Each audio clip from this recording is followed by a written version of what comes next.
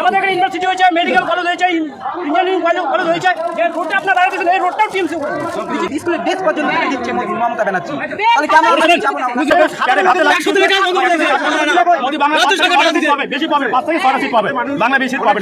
আমরা দাঁড়িয়ে রয়েছি কুচবিহার রাসমেলা ময়দানে। সেই রাসমেলা ময়দানে আমরা মহিলাদের কাছ থেকে জেনে নেব সারা লক্ষ্মীর ভান্ডারে 500 টাকার জায়গায় 1000 টাকা পেয়ে তারা কতটা খুশি হয়েছে, এবারে ভোট কাকে দেবে তারা, তাদের কাছ থেকে আমরা জেনে নেওয়ার চেষ্টা করবো।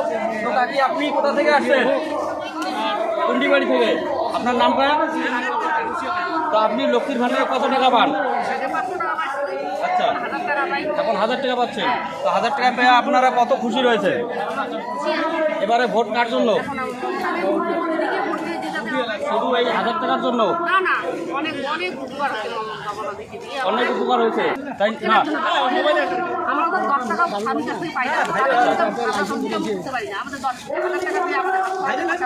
আচ্ছা, আর অন্য কিছু?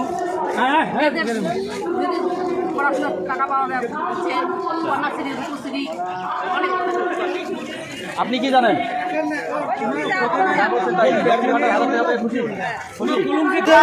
আমরা যে 100 দিনের কাজের টাকাটা আজ পর্যন্ত আমাদের আজকে 19 সাল 20, 21, 22 সালের যে টাকাটা আমাদের তাও পর্যন্ত দিল না। সেই টাকাটা আমাদের বাংলার মুখ্যমন্ত্রী মমতা ব্যানার্জি সাধারণ লোকের চিন্তা করছে এবং সাধারণ লোককে সবাইকে দিয়ে দিছে। এটাই আমাদের উন্নয়ন। এবং মা বোনেরা প্রতি মাসে মাসে সেই 500 টাকা পাইতো, এখন 1000 টাকা পাবে। তো আপনি আজকের এই জনসভায় এসে কি করতে পারবেন? মোদি জিততে পারবে না, টিএমসি জিতবে। কেন টিএমসির জন্য এত ভোট কেন? উন্নয়ন বেশি করছে। উন্নয়ন আপনার জানা রয়েছে, বলেন তো একটা উন্নয়ন।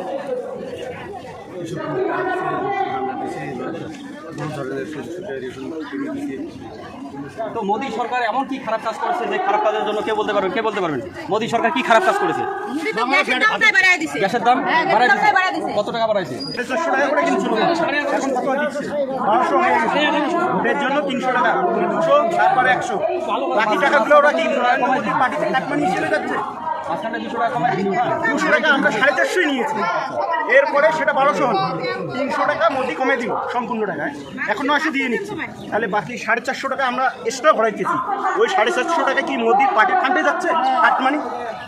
এটা আগে জবাব দিতে হবে। 15 লক্ষ টাকা দিতে চাইছে, এখন পর্যন্ত কার অ্যাকাউন্টে গিয়েছে সেটা কেউ পাননি। কে পেয়েছে? আপনি পেয়েছেন? আপনি পেয়েছেন? যতগুলো প্রতিশ্রুতি দিচ্ছে একটা ফল হয়েছে? প্রতিশ্রুতি দিচ্ছে একটা ফল হয়নি। মোদী সরকার ভাতাবাজ, মোদী সরকার ভাতাবাজ, মোদী সরকার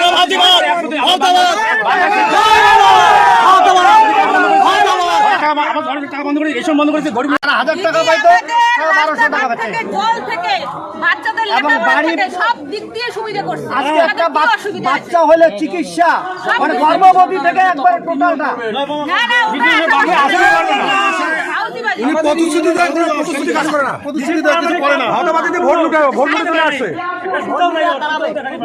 কিছু করেনি।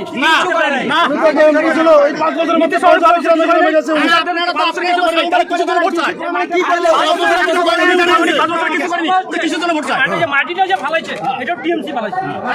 ভোটের সময় নিশ্চিত করে আমি কি দেখা যায় না, এখন ঘোরাচ্ছে নিশ্চিত করে টাকা সরকার মাটি চালাইতো, গাটু চালাইতো, এখানে মাটিকে ফালাইছে, টিএমসি মাটি ফালাইছে। এখানে যে সভা করতে নিশ্চিত করে আমরা লজ্জা থাকা দরকার। নিশ্চিত করে এখানকার সাংসদ আপনি কি আপনার এলাকায় দেখতে পেরেছেন?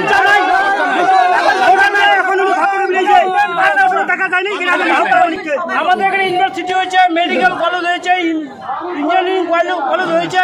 যে রোডটা আপনার দাঁড়াতেছেন এই রোডটাও টিএমসি, বিজেপি কিচ্ছু করেনি। ওরা খালি ভাওতাবাজি দেয়। কিচ্ছু করেনি, বাড়ি বানাইতেছে 5 বছরে। আমার দিল্লি আর বাড়ি আরো উন্নয়ন করবে, রাস্তাঘাট, জল, বাচ্চাদের লেখাপড়া সবকিছু উন্নয়ন যদি করতেছে। আমাদের আরো স্টুডেন্টদের জন্য সবকিছু, স্কুল থেকে সাইকেল দিচ্ছে, কন্যাশ্রী, মা বোনেদের টাকা দিচ্ছে, শিক্ষাশ্রী দিচ্ছে, সব দিচ্ছে মমতা ব্যানার্জি। শঙ্কর দাস, আমি বালেশ্বর থেকে এসেছি। তোমার বয়স কত? আমার বয়স এখন 17 প্লাস। হ্যাঁ তো এখন থেকে রাজনীতিতে নেমেছো? অবশ্যই, কেন নামবো না? আমি তো বুঝতেছি যে কে কিসে করতেছে, আমি তো বুঝছি যে ছোট ছোট বাচ্চাগুলো বোঝে মুদি কি করতেছে না করতেছে, ছোট ছোট বাচ্চাগুলো বোঝে, দুধ খাওয়া শিশু পর্যন্ত বোঝে। বোঝো নাই? বই ও থেকে কি শুরু করে করতেছে না খাতা করতেছে। থেকে স্কুলের ড্রেস পর্যন্ত থেকে দিচ্ছে মমতা ব্যানার্জি। বেশ, তাহলে কেন খাতা- আমরা যাবো না? কুচবিহারে 128টা অঞ্চলের মধ্যে টিএমসি 160টা অঞ্চল আর বিজবাড়ি 21টা অঞ্চল। নীতিশ ভবন কিভাবে যেতে কুচবিহার জেলায়? পৌরসভা টিএমসি দখলে কিভাবে নীতিশ ভবন কুচবিহার জেলায় যেতে? আমাকে অঞ্চল ভিত্তিক হিসাবে টিএমসি আমাদের বাড়তে যেতে হবে।